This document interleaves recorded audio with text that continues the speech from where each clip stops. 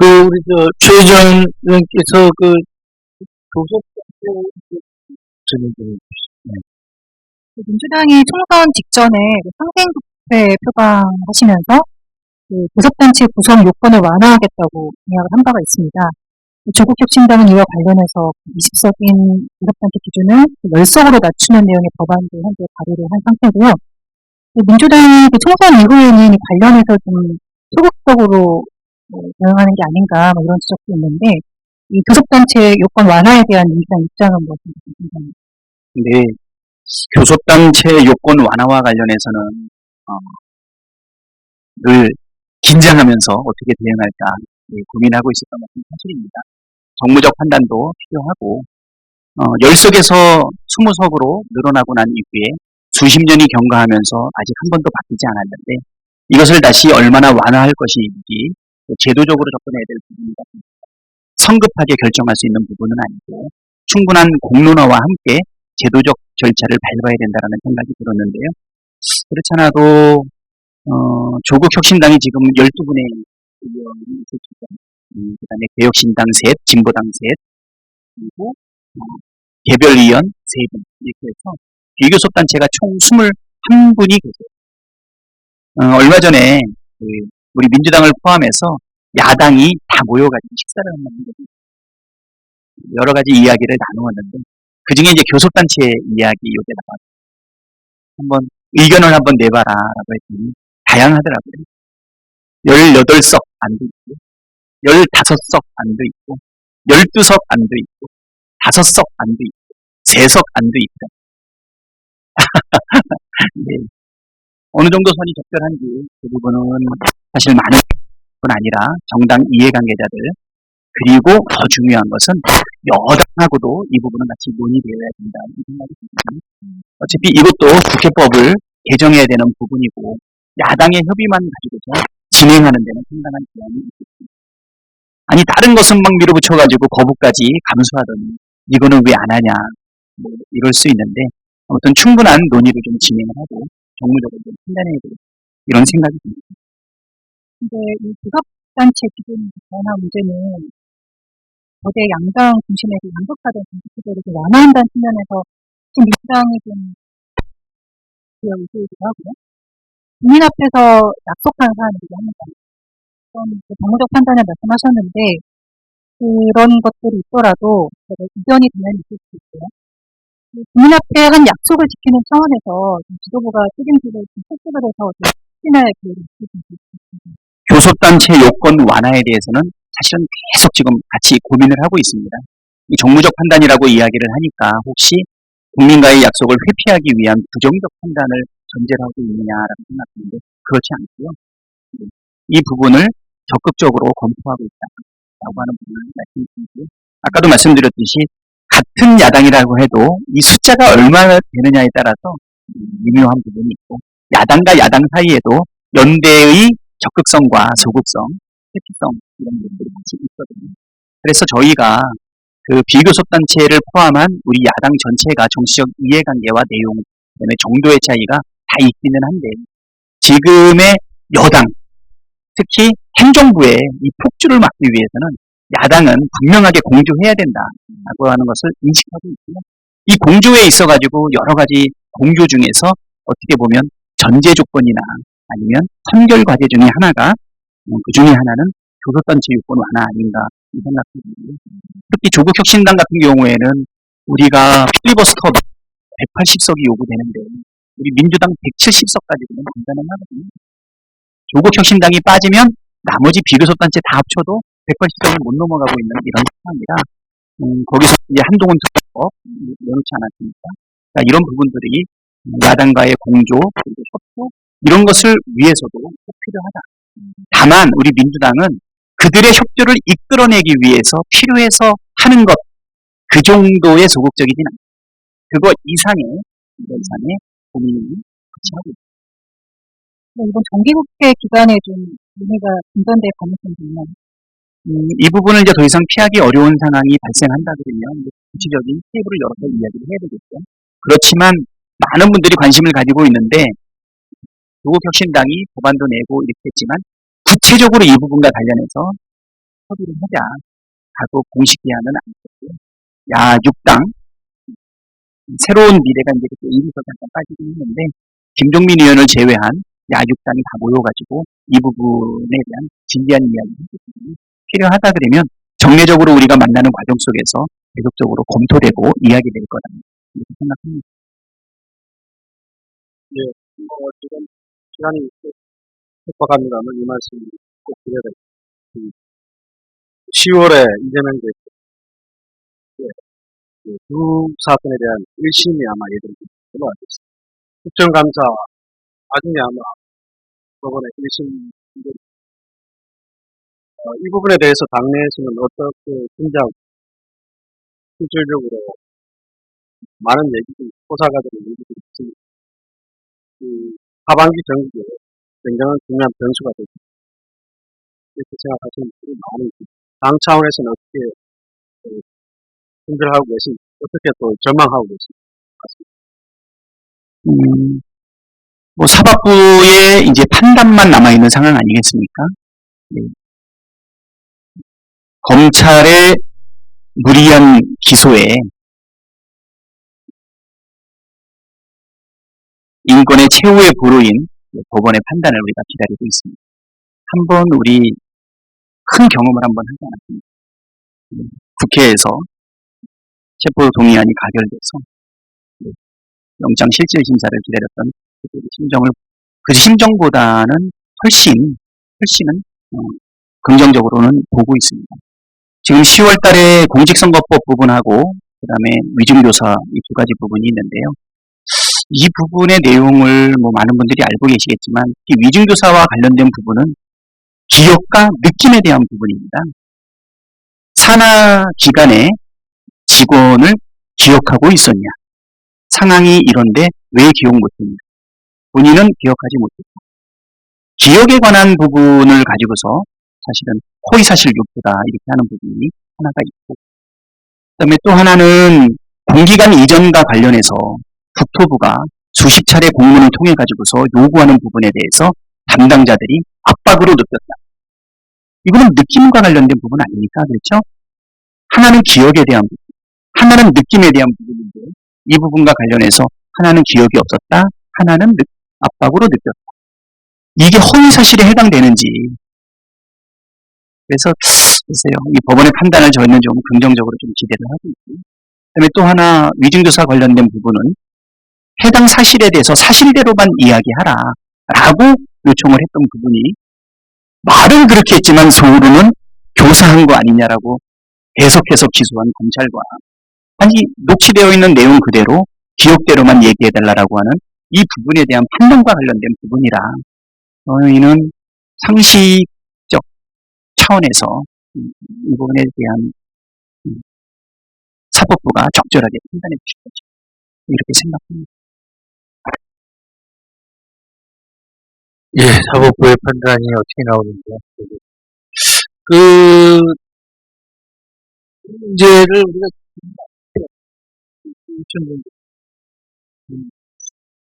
예, 뭐 시간이 참 지나서 짧게 질문드리겠습니다. 요 자리에서 그 우원식 국회의장이 개헌 문제 말씀하셨고요. 사실상 개헌 문제의 내용 들어가면요, 뭐 여러 가지 이론이 있겠습니다만 개헌의 필요성은 여야가 모두 공감하고 있고 올해가 이제 선거가 없기 때문에 올해 내년이 적기라는 판단이고요. 오늘 어떻게 생각하시는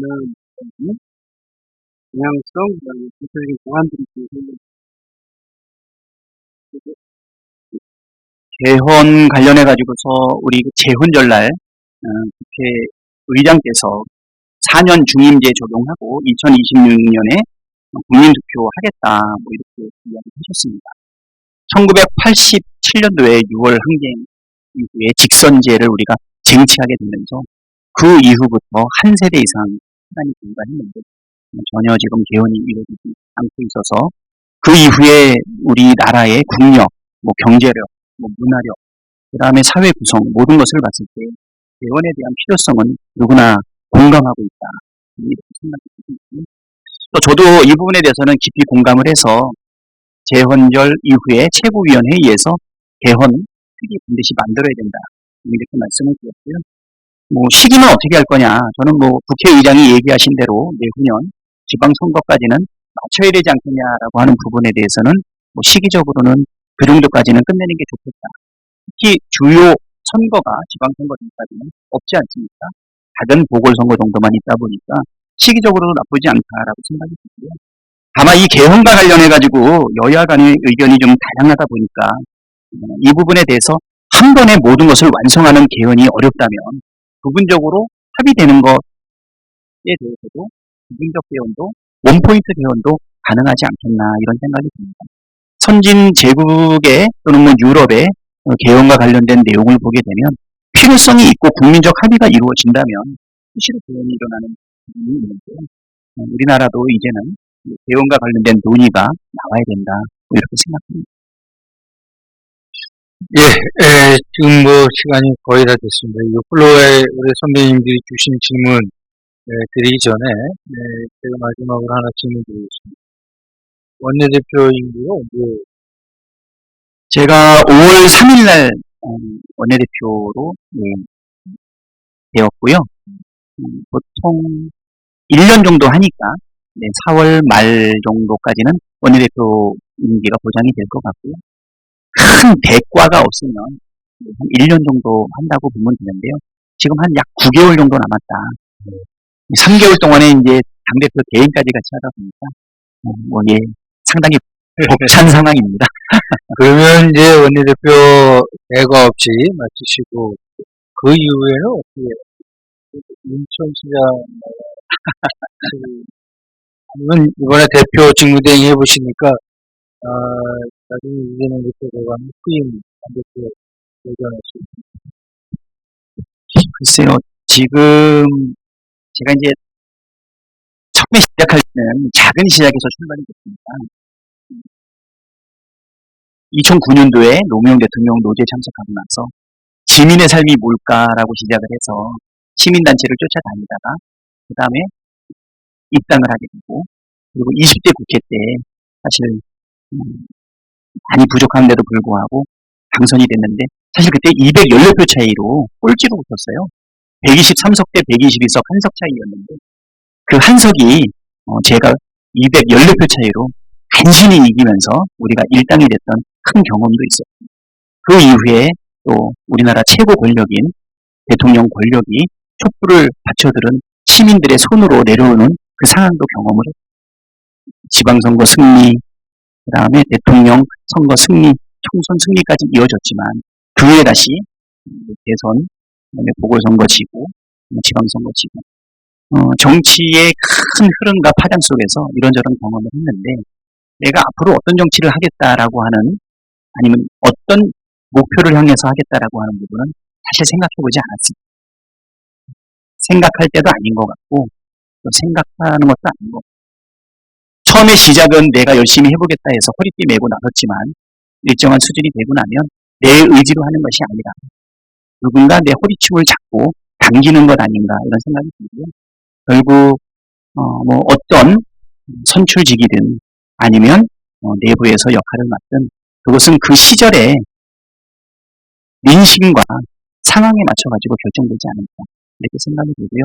아까 말씀드린 것처럼 원내대표 남은 9개월 동안 충실하게 하는 것이 제 역할이다 생각합니다. 예, 여지를 좀 남겼다 이렇게 생각하고요. 제가 20대인가요? 새벽에 마지막 당선돼서 한 석 차이로 일당이 교수님한테 그 당시 정치부장으로 밤새면서 하는 기억이 납니다. 그때 일당이 되면서 국회의장이 정부인 의장이 되시고 그게 생각이 납니다. 또 오늘 하는 토론이 큰 계기가 돼서 하는 일을 바라겠습니다. 플로우에 있는 우리 선배님들 질문을 좀 소개해드리겠습니다. 허원순 한국경제신문 수석 논술위원께서 노동개혁의 필요성에 대해서 어떤 생각이 있습니까? 그리고 중대재해법 개정 용인에 있느냐 질문하셨고요. 맹주석 영국 스카이뉴스 서울 지국자께서는 아마 트럼프 관련된 질문입니다. 트럼프 당선 시 한반도 주한미군 문제라든지 정색된 남북관계 타결 대안을 냈거든요. 임종건 서울경제정사장님께서는 어제 그제 문제가 됐던 KBS 기미가요 문제, 혹시 KBS가 기미가요 부분을 잘라내고 방송했다면 괜찮다 이렇게 생각할 수 있습니까? 이렇게 질문하셨고요. 서욱식 전 연합뉴스 편집국장 선배께서는 이거는 우리 대표님하고 관련인지 모르겠지만 예전에 이재명 전 대표가 대표 시절에 민주당 최고위에서 우리 북한의 김일성, 김정일의 노력이 폄훼 해킹되지 않도록 애써야 할 것 이런 발언을 한 적인데 그거에 대해서 어떻게 생각하느냐 이렇게 질문을 하셨습니다. 플로에 계신 분들의 자유 그런 질문이니까 지금 생각하지 않고 네. 어제가 이제 광복절이었다 보니까 지금 많은 논란이 되고 있는 부분이 있습니다. 이중찬 광복회장께서 보수 원로 정치인이신데 얼마나 고심이 많았을까 그 생각이 좀 듭니다. 광복회 회장으로서 처음으로 광복회 국가 행사에 참여하지 못하고 백범 기념관에서 광복회를 진행을 했는데요. 저희도 표창공원에 가서 거기서 백범 김구 선생님 묘소를 참배하고 참의사 임종요인들 묘소를 참배하고 그리고 참담한 마음을 가지고 광복회가 하는 광복절 행사에 참여했던 기억이 있습니다. 거기서 이제 이종찬 회장님께서 그 말씀을 하시더라고요. 피로 쓴 역사를 혀로 감출 수 없다. 피로 쓴 역사를 혀로 감출 수 없다. 본인께서 이승만 대통령부터 지금 윤석열 대통령까지 그리 멀지 않은 자리에서 쭉 지켜보았는데 역사는 권력의 편이 아니라 진실의 편이다 이런 말씀을 남기셨어요. 굉장히 가슴에 많이 와닿았다고 생각이 듭니다. KBS 우리 토론자들 계셔서 조금 민망하기는 한데 지금 민주당이 가장 강하게 투쟁하고 싸우는 것 중에 하나가 뭐냐면 방송 장악을 막기 위한. 그러니까 우리는 지금 뭐 방송 언론 개혁하겠다라고 하지만 그거는 중장기적 과제고 지금 가장 급한 거는 뭐냐면 정권의 입맛에 맞는 방송을 장악을 해서 그것을 기대하고 있는 윤석열 정부하고 심하게 싸우고 있는데 그 과정 속에서 KBS가 지금 상당히 무력화되고 있는 상황이다. 공영방송으로서의 역할을 제대로 못하고 있다.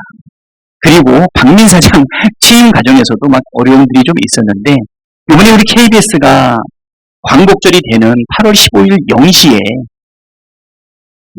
나비부인이라고 하는 오페라 그걸 올리면서 거기서 이제 기미가요가 나왔는데 과연 우연히 있을까라고 하는 국민들의 의구심들이 많은 것 같아요.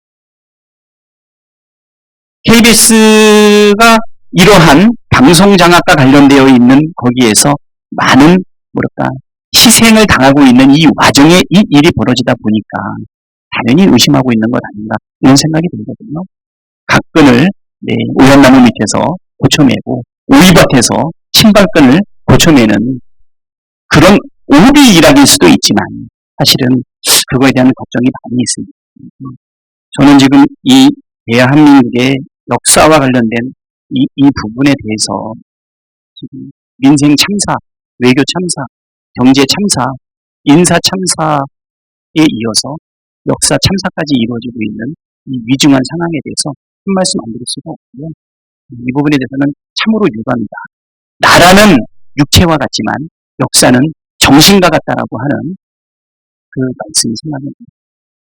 이 부분은 KBS가 분명하게 설명해야 되지 않을까 생각합니다. 노동개혁과 관련해서 질문하신 우리 프로의 질문과 좀 다른 답변인지 모르겠지만 우리 중대재해법과 노동개혁 관련해가지고 저희 민주당은 노란봉투법 네, 지금 우리가 두 번에 걸쳐서 의결을 했고, 그다음에 한 번은 거부권에 의한 부결, 한 번은 재가를 지금 기다리고 있는 상황이고요. 지금 세상의 변화에 맞춰서 실질적으로 사용주에 해당되고 있는 사용자에 대한 사실 노동쟁의라든가 이런 부분에 대한 노동자의 권리를 만드는 이번 쪽에서 노력을 할 거고요. 다만 구조적인 문제점이 있다라고 하면 사회의 공론화 과정을 통해서 노동개혁에 필요한 부분들은 같이 하도록 하겠습니다.